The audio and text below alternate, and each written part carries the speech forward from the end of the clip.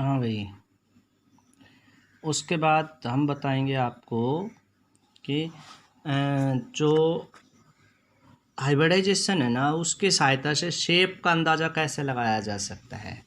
तो आज का जो हमारा टॉपिक है वो है प्रेडिक्टिंग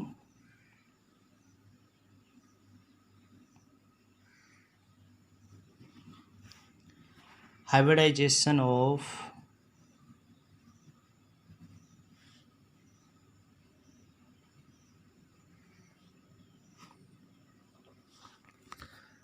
के जो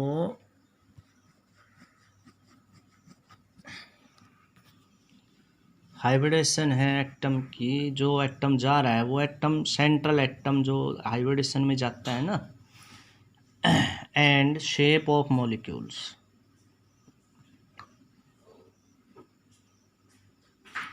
शेप ऑफ जो भी कंपाउंड बनेगा, मॉलिक्यूल बनेगा, उसकी शेप कैसी होगी।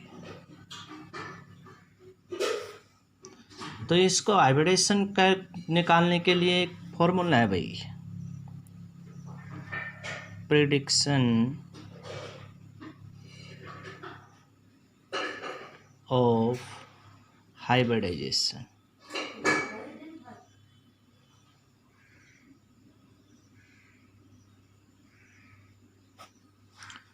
उसको निकालने का फॉर्मूला क्या है, 1/2 into number of valence electron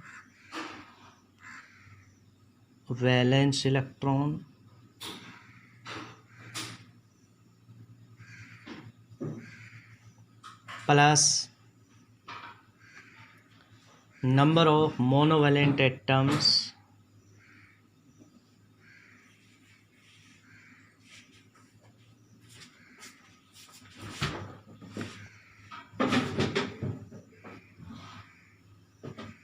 minus charge on the cation,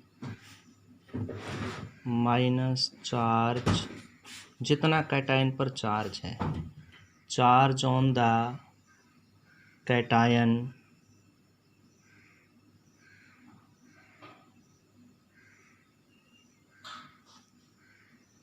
plus charge on the anion, charge on the anion. कहने का मतलब अगर आपको कौन सी हाइब्रिडेशन है इसका पता लगाना है तो 1/2 into valence electron plus monovalent atom minus charge on the cation plus charge on the anion, ये फॉर्मूला लगेगा। ठीक है, उसके बाद दूसरा प्रेडिक्टिंग द शेप। अब इससे तो हाइब्रिडेशन आ जाएगी, कौन सी है ये टाइप ऑफ हाइब्रिडेशन कौन सी है ये आ जाएगी। एक्स क्या है, type of hybridation, types of hybridization x.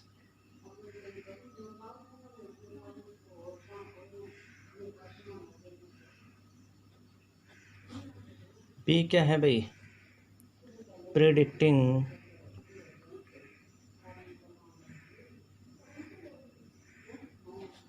The shape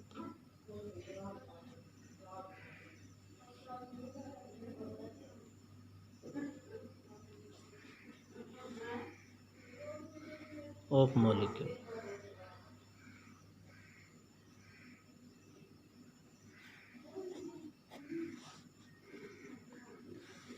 if number of hybrid orbital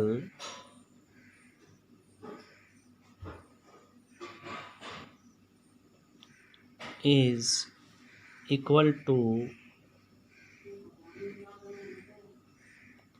the number of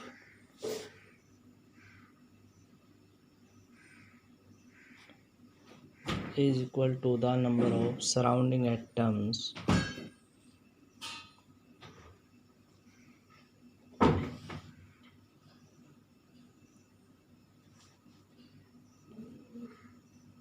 the molecule has regular geometry and shape is same. then shape is same। तो उसकी जो shape होगी वो कैसी होगी भाई, same होगी।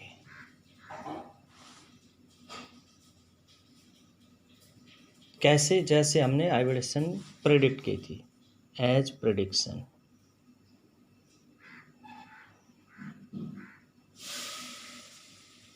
अगर जो सराउंडिंग एटम है वो कम है, if surrounding atom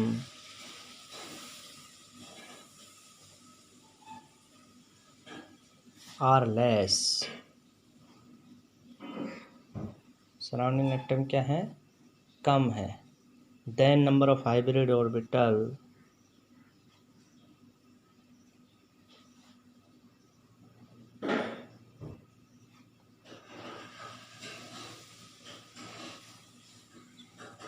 the different given number of pairs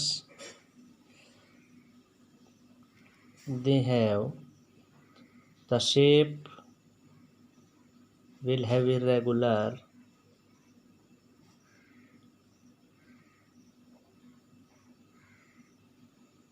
shape, क्या होगी, इरेगुलर होगी, and molecule contain lone pair electron, molecule will be contain, molecule के पास क्या होगा भाई, लोन पेयर इलेक्ट्रॉन होंगे, lone pair electrons.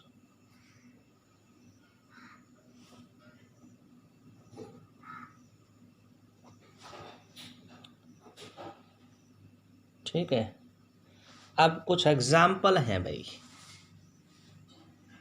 Example.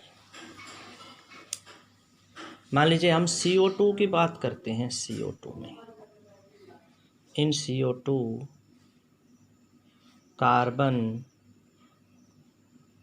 Undergo hybridisation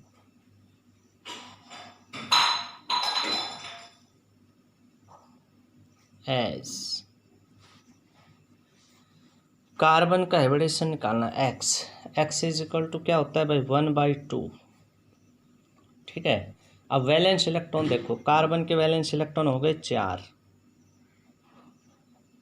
कितने हो गए, 4 हो गए कार्बन के valence electron.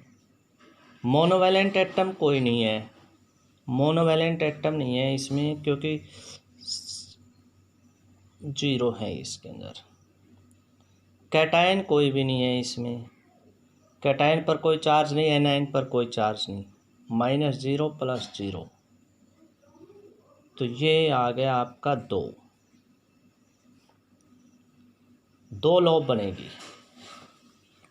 Monovalent atom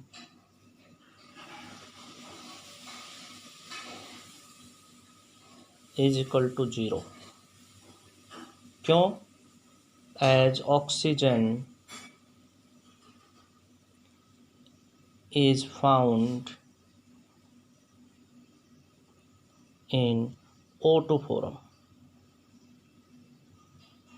single atom के रूप में नहीं मिलती है, मॉलिक्यूल के रूप में मिलती है। चार्ज ऑक्सीजन पर ना कैटायन बनता ना एनायन बनता, तो अब ये 2 आ गई हमारे पास, 2 आ गई, तो एक S और एक P, sp टाइप बनेगी।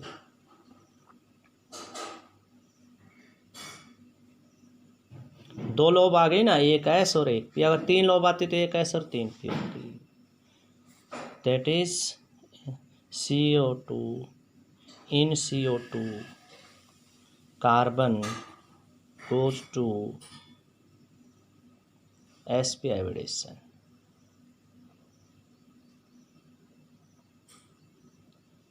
and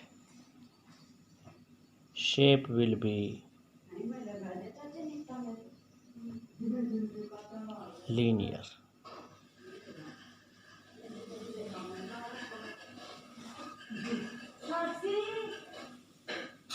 ठीक है, एक एग्जांपल और करा देते हैं।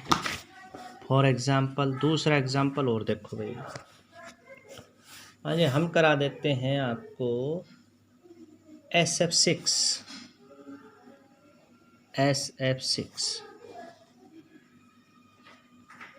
in this molecule sulfur undergoes hybridization।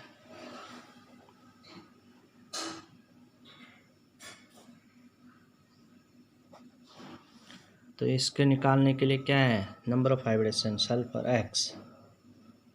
अब इसमें 1/2 सल्फर के वैलेंस इलेक्ट्रॉन होते हैं भाई 6, वैलेंस इलेक्ट्रॉन कितने हैं 6 हैं।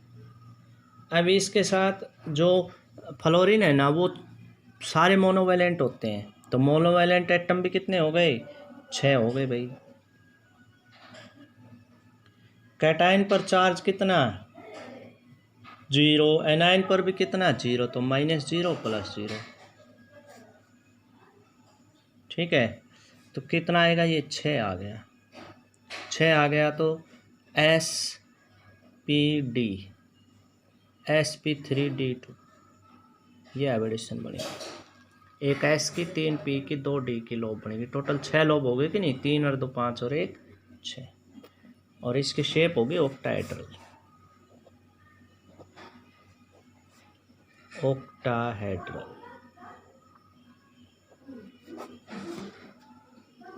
तो इस प्रकार से निकालते हैं, ठीक है भाई। तो ये हमने आपको हाइब्रिडेशन निकालना और उसकी शेप निकालना बताया।